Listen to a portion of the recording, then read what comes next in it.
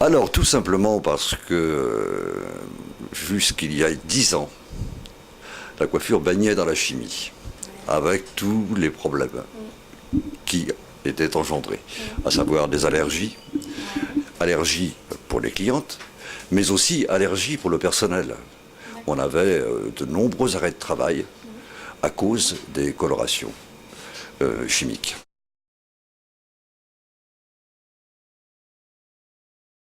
Alors, la coloration végétale a énormément d'avantages. Le premier, c'est la brillance.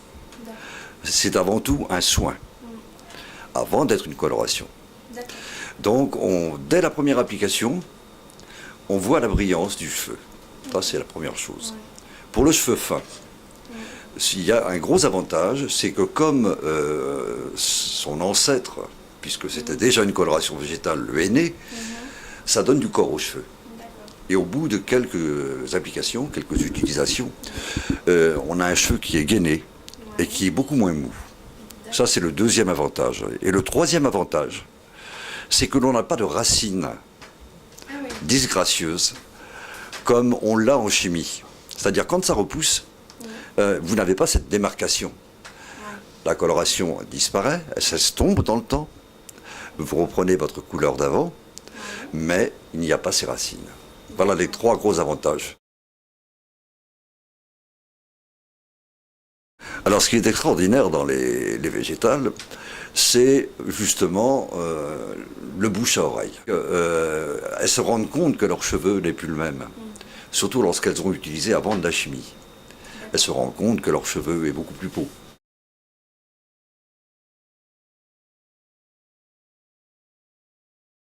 Non, justement.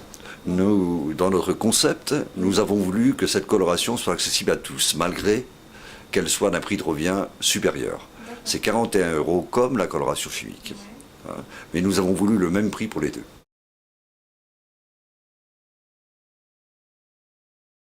C'est vrai que la coloration végétale, il faut le savoir, a, comment dirais-je, des impossibilités, si j'ose dire.